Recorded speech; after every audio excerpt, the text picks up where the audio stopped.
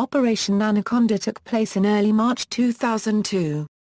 CIA paramilitary officers, working with allied Afghan military forces, and other allies, attempted to destroy al-Qaeda and Taliban forces. The operation took place in the Shahi-Kot Valley and Arma mountains southeast of Zormat. This operation was the first large-scale battle in the United States war in Afghanistan since the Battle of Tora Bora in December 2001. This was the first operation in the Afghanistan theater to involve a large number of U.S. conventional forces participating in direct combat activities.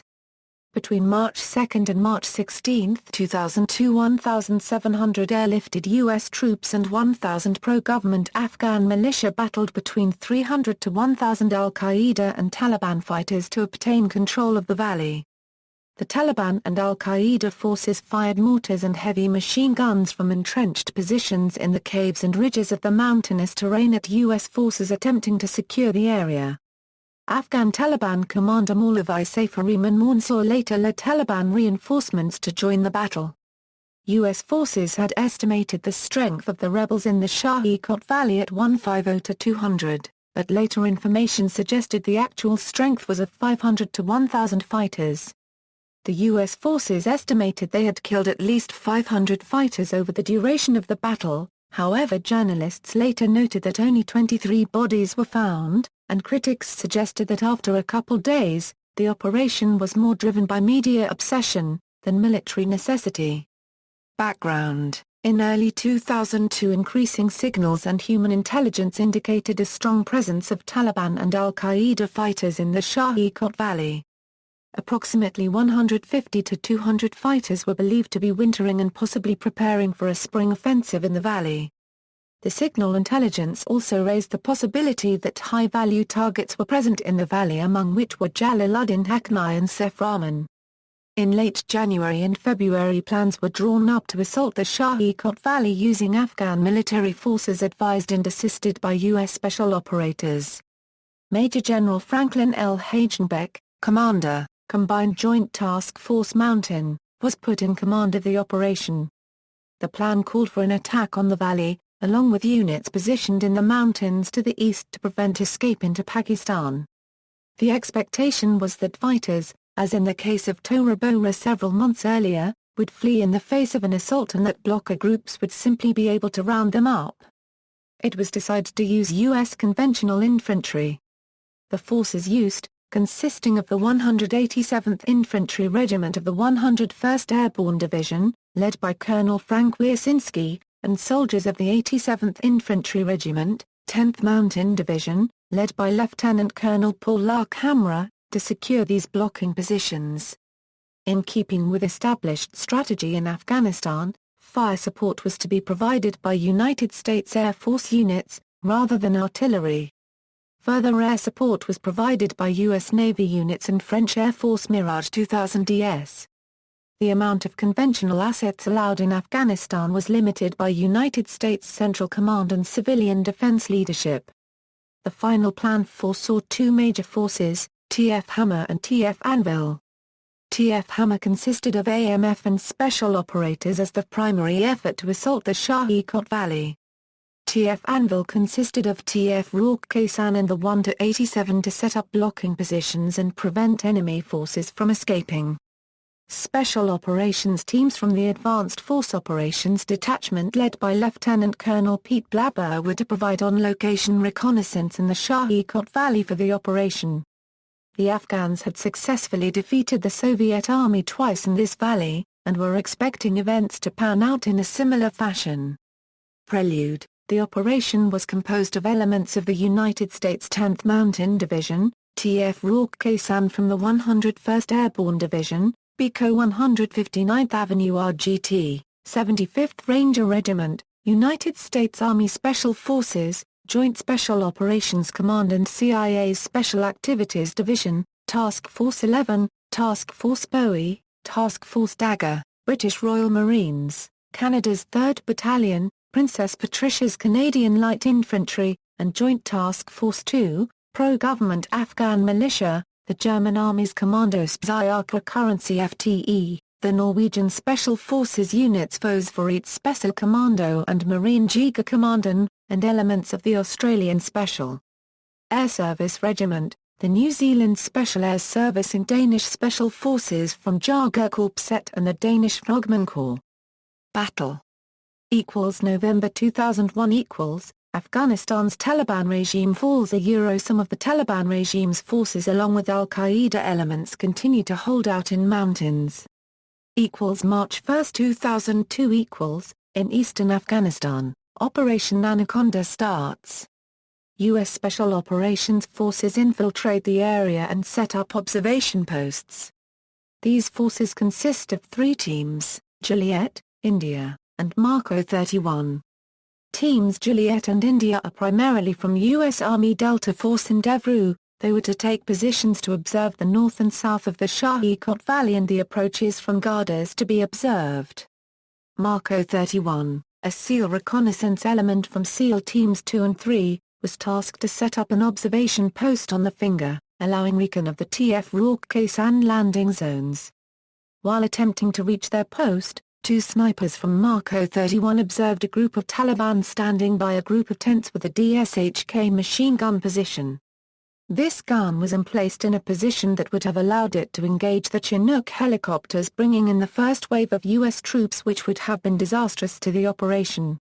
Plans were made to destroy this emplacement at D1 hour. March 2, 2002 Canadian and U.S. sniper teams and Afghan forces begin to sweep the Shahi-Kot Valley area to root out rebel forces regrouping in the valley after the fall of the Taliban regime. TF Hammer. Around midnight, the units of TF Hammer loaded into their vehicles and left their base in Gardas at 33°35 €2 58 €3 N 69°13 €2 44 €3 D for the Shahi-Kot Valley. TF Hammer consisted of a large force of Afghan militia led by Ziauddin and the Special Forces A teams Texas 14/ODA 594 and Cobra 72/ODA 372. The road was in poor condition and difficulties ensued. Several soldiers were injured after their jingle trucks overturned. The commanders ordered the trucks to use their headlights, destroying any element of surprise. As TF Hammer continued, it suffered from a lack of unit cohesion because of the transportation difficulties. A convoy led by Army Chief Warrant Officer Stanley L. Harriman of the 3rd Special Forces Group split off from the main TF Hammer force to reach the assigned observation point. Grim 31, an AC-130 aircraft providing fire support and reconnaissance for the assault, spotted Harriman's convoy and, due to a failure in its inertial navigation system, believed it was in a position away from friendly forces. Grim 31 engaged the column, resulting in the death of Harriman and wounding several Afghan militia and U.S. Special Forces. The main body of TF Hammer reached its pre-assault point around 06:15 and waited for the expected 55-minute aerial bombardment of enemy positions. Miscommunication between Texas 14 and higher command meant the bombardment was not that extensive and consisted of 6 bombs. This was due to a bomb getting stuck in the launch bay of the B-1B that was on its bomb run. The next aircraft in line waited for the B-1B to receive permission to jettison the bomb and go round again. During this time, both bombers plus the additional 2 F-15E planes claimed to have received a knockoff call directing them to cease the bombardment. One of the F-15E pilots later acknowledged that this may have been a communication directing Grim 31 to cease fire. This lack of air support demoralized the Afghans and frustrated the Special Forces. The Afghan fighters, in trucks, were devastated by mortar fire registered in advance to strike fixed points on the road. The Afghans suffered 40 or more deaths and injuries. At this point it became clear that al-Qaeda fighters had been expecting an attack. TF Hammer's attack stalled short of entering the valley, due to unexpected heavy small arms and mortar fire, combined with the lack of expected close air support. These assets were tasked instead to the TF Anvil troops. TF Anvil TF Rorke-San At 6:30 the first wave of Rakazans and mountain troops landed via helicopter along the eastern and northern edges of the valley to await the fleeing fighters at their assigned blocking positions. They came under fire almost immediately after landing on their way to their objectives, and remained pinned down by heavy mortar fire and locked in a fierce firefight throughout the day. Instead of 150 to 200 fighters in the valley as expected, post-assessment held that the area contained up to 1,000 enemies dug in on the high ground around the valley. The troops of the 1st Battalion, 87th Infantry Regiment in the southern landing zones faced the heaviest fighting. The men on the floor of the valley then picked up and began to patrol north again, moving another 50 or so meters when an RPG was fired off a low foothill to the east. This round closed in on around 10 men, including the 2 Australians and most of the American leadership, landing in the snow and mud right amongst them but failing to detonate.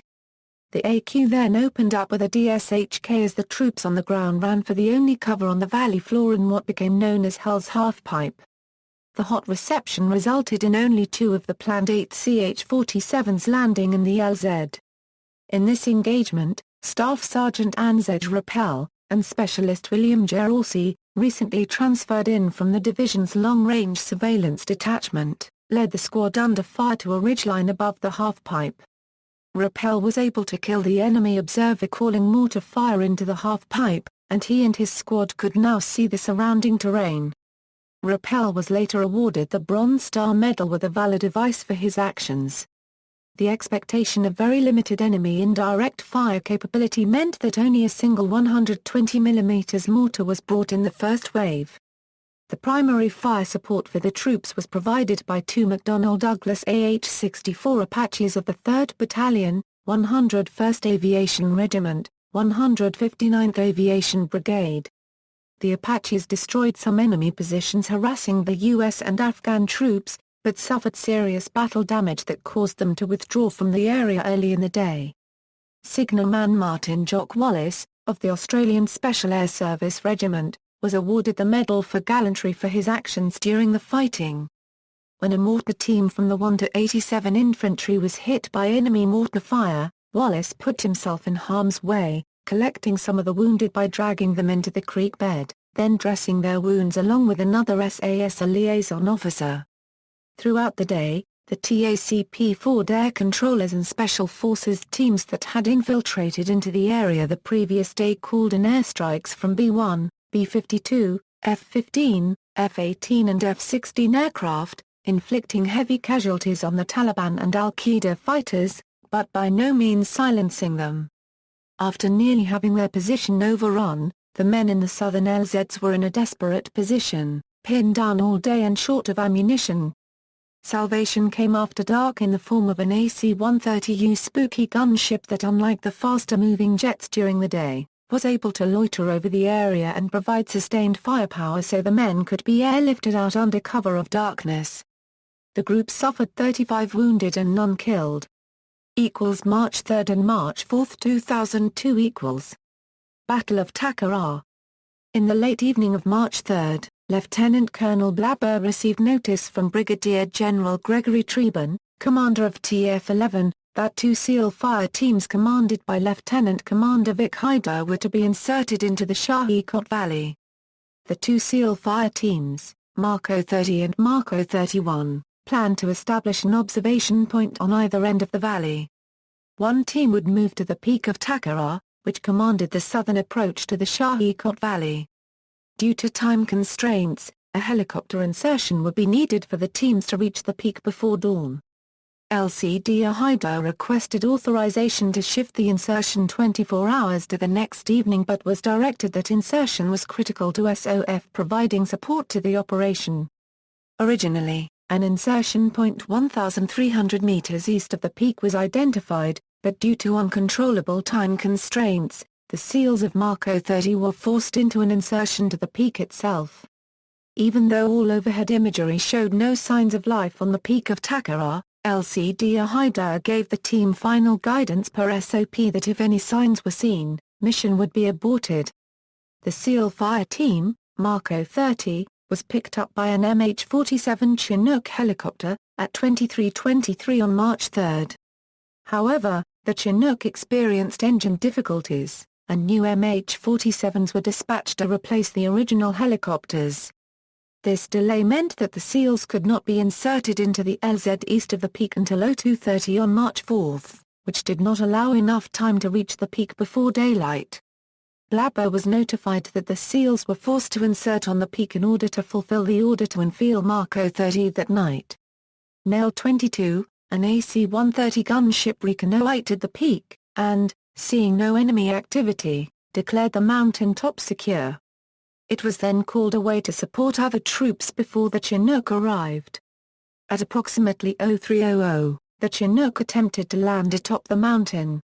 As they approached, the pilots and SEALs observed tracks in the snow and other signs of recent human activity. As they discussed a possible mission abort, the helicopter was met with effective RPG fire. 2 rocket-propelled grenades slammed into the helicopter, shutting down one of its engines, the electric system, and the hydraulic systems and causing Petty Officer First Class Neil C. Roberts to fall out of the open ramp. Razor 03 attempted to return and retrieve him, but the damage prevented proper control and the helicopter was forced to crash land in the valley below, approximately 4 miles away. Razor 04 returned to the peak in an attempt to rescue Roberts, offloading Mark 030. The team came under immediate fire, and Air Force Combat Controller Technical Sergeant John A. Chapman was killed and 2 SEALs wounded. Mark 030 was forced off the peak due to the heavy fire and damage done. The Ranger Quick Reaction Force located at Bagram Air Base and led by Captain Nate Self, was called in to search for the SEAL who fell out of the helicopter, now alone on top of the mountain. Around this time Command decided to change the frequencies for satellite radio communications which different units, including the AFO teams and their reconnaissance positions, were relying on to conduct and adapt the mission as the battle unfolded. One of the generals in overall charge of the events at Takara ordered the radio frequencies switched to prevent the plan being modified. Though the change may have been meant to enhance direct control of the rescue of the downed SEAL atop Takara, it had the critical effect of severely limiting communications between the different teams participating in the battle. The SEAL Team Mark 030 regrouped and was ferried by nearby units to a CH-47 to go back to Takara and search for Roberts. The AC-130 was then directed to attack the large groupings of enemy combatants currently exposed on top of the mountain, 1 to 3 minutes before the Mark 030 was scheduled to arrive. As the CH-47 neared their return, the AC-130 radioed on the new satellite frequency for confirmation to fire. They were unable to get a clear answer from the officer they reached and also were unable to connect with the AFO teams. As a result, they did not fire and the CH-47 made an entry similar to the first, this time successfully landing the team on the ground amidst heavy machine gun and rocket fire while taking some casualties. They were able to establish communications via a line-of-sight radio with the teams of the AFO positioned around the Takara, taking advantage of the AFO's knowledge of enemy movements in real time. At 3:45, the Ranger Quick Reaction Force was alerted by the DCG to the area. Though they weren't given a specific mission, they were to establish communication for further instructions upon reaching Gardez, 10 minutes from the mountain. The Quick Reaction Force consisted of 19 Rangers, a tactical air control party, and a 3-man USAF Special Tactics team carried by 2 Chinooks, Razor 01 and Razor 02. As Air Force rules prohibited AC-130 aircraft from remaining in hostile airspace in daylight after the crash of an AC-130 in KHAJFI in the Gulf War, the AC-130 support protecting Mark 030 was forced to leave before Razor 01 reached the LZ, although the leadership was aware that Razor 01 was incoming.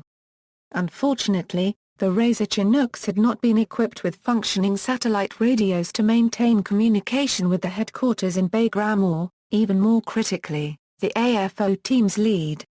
Also unfortunate, the pilot of the Razor 01 was not told about the enemy's anti-aircraft location on top of the mountain.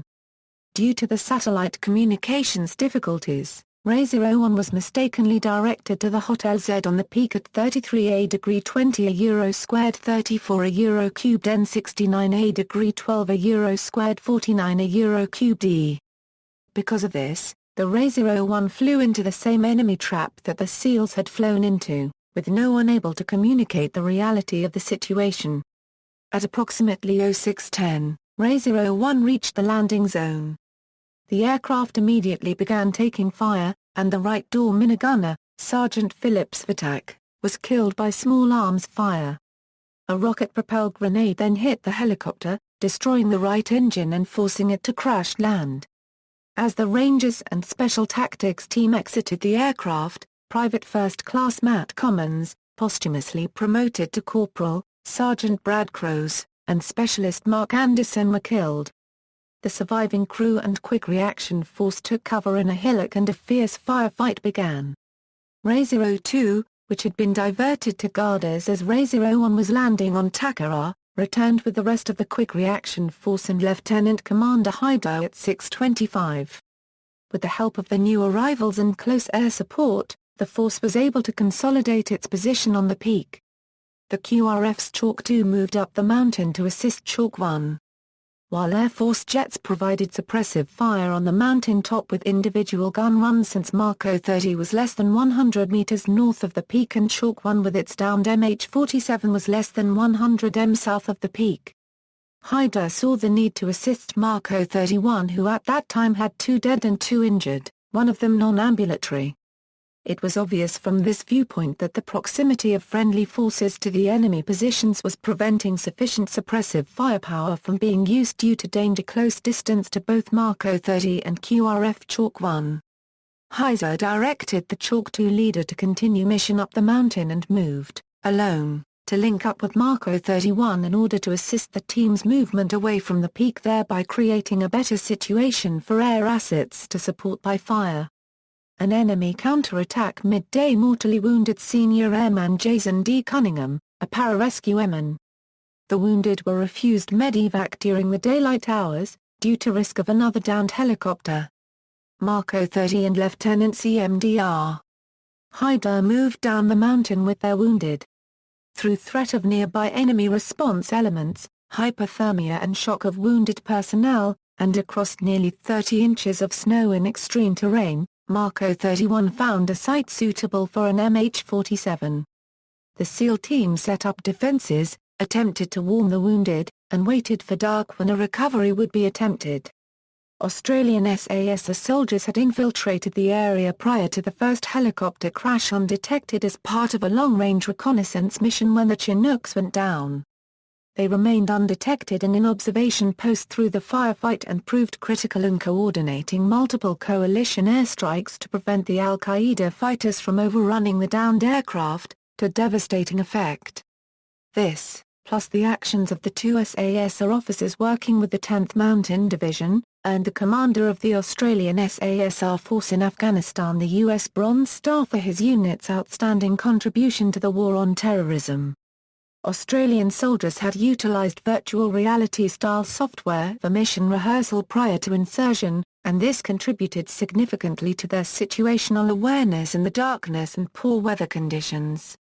This was the first time this capability had been used for a live combat mission. At around 20:00, the Quick Reaction Force and Marco 30/31 were exfiltrated from the Takara Peak.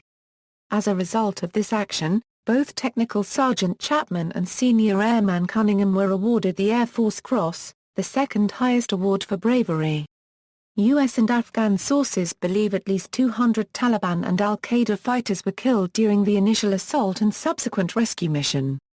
Fate of Roberts it is not certain whether the sailor died immediately or was killed by opposing soldiers.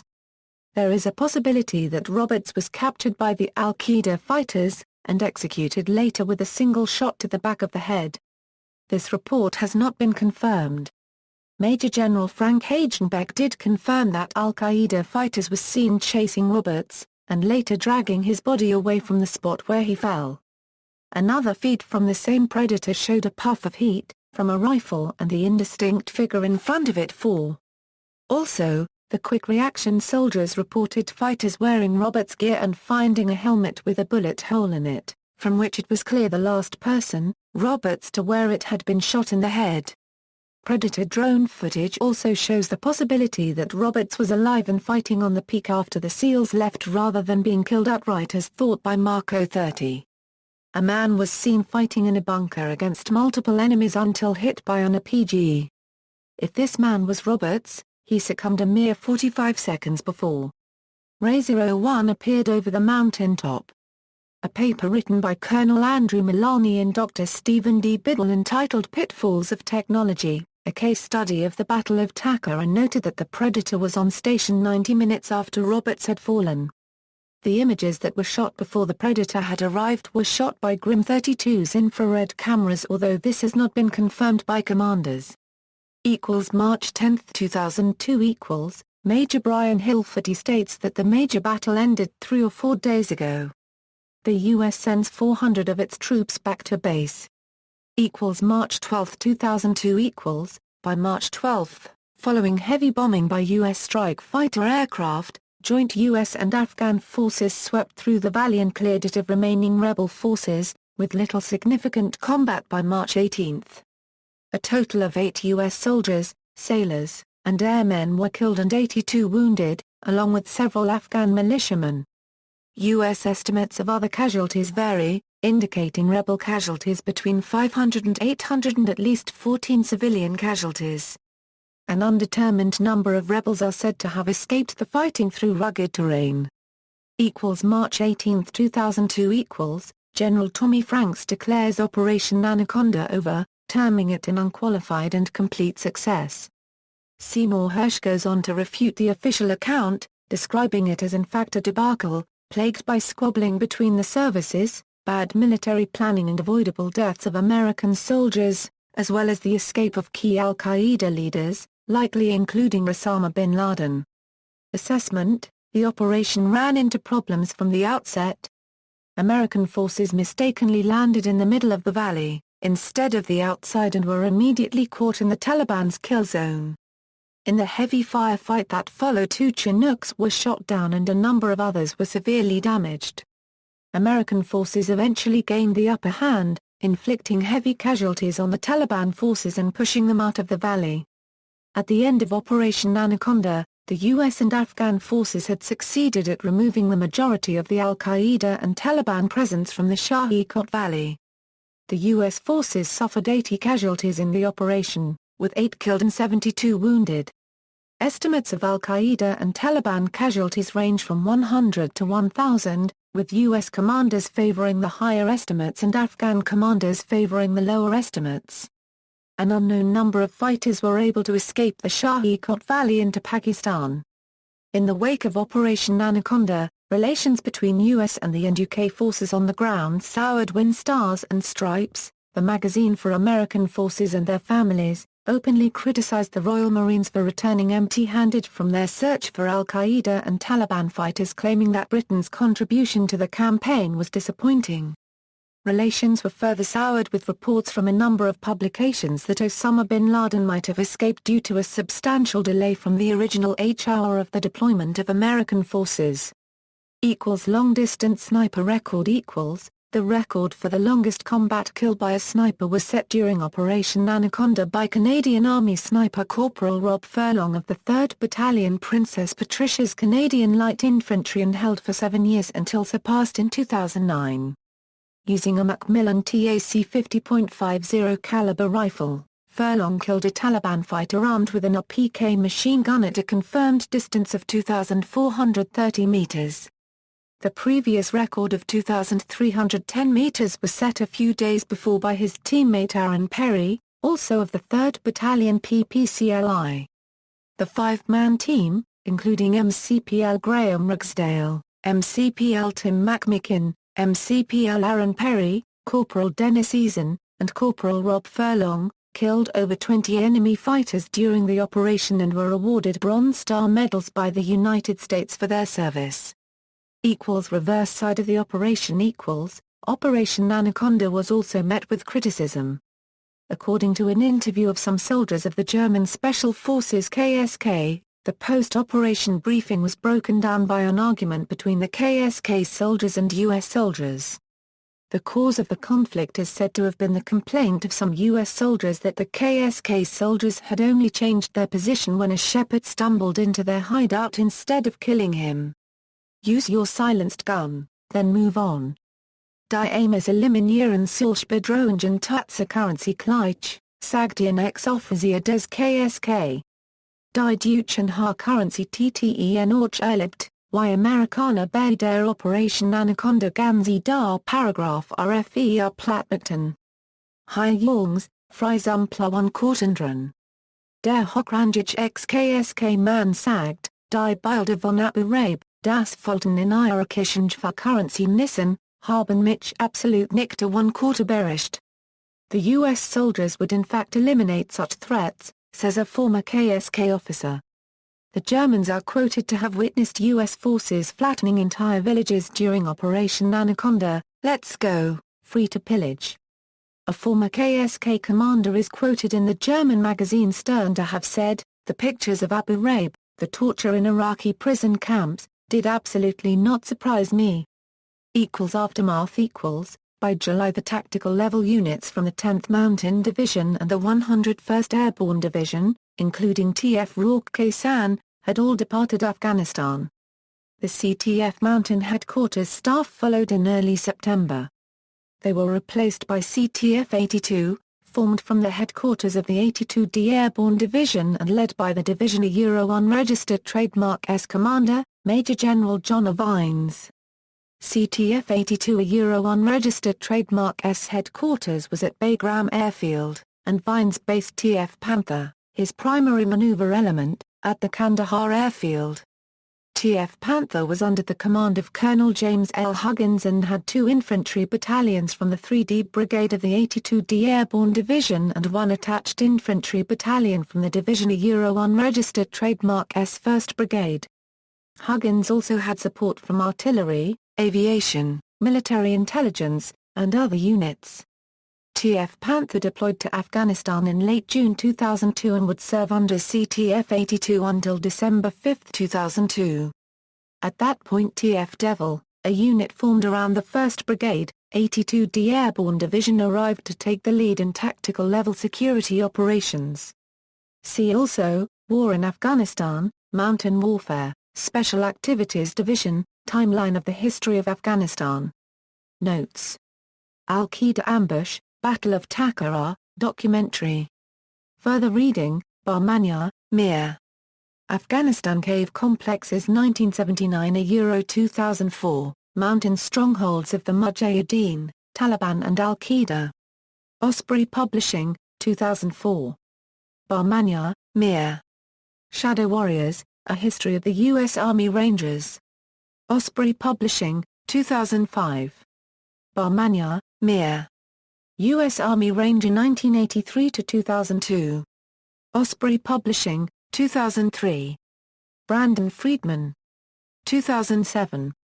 The War I Always Wanted, The Illusion of Glory and the Reality of War, A Screaming Eagle in Afghanistan and Iraq, Zenith Press, ISBN 0-7603-3150-2, Seymour Hersh, Chain of Command, The Road from 911 to Abu Ghraib, HarperCollins, 2004, McPherson, M. 2005. Roberts Ridge, A Story of Courage and Sacrifice on Takara Mountain, Afghanistan, Delacorte, ISBN 0-553-80363-8, Pete Blabber The Mission The Men and Me, Lessons from a Former Delta Force Commander U.S. Army Colonel, retired 2006. Executive Director Global Commercial Operations Amgen, Grau, Lester W. and Dodge Billingsley. Operation Anaconda, America's First Major Battle in Afghanistan. Lawrence, University Press of Kansas, 2011. ISBN 978-0700618019, Naylor, Sean. Not a Good Day to Die, Berkeley reprint, ISBN 0425207870. External links: United States Army Center of Military History, the U.S. Army in Afghanistan, Operation Enduring Freedom, Defense and National Security Studies, Combat Films and Research, http www.stripusonline.com, BBC News: Al-Qaeda executed U.S. serviceman, straight Gibbpage interview of Colonel Wiercinski, executive summary of the Battle of Takara, VFW magazine, Valor in the Face of the Enemy, Air Force Cross awarded to Senior Airman Jason Dean Cunningham and Tech. Sergeant John Chapman Operation Enduring Freedom October 2001, March 2002.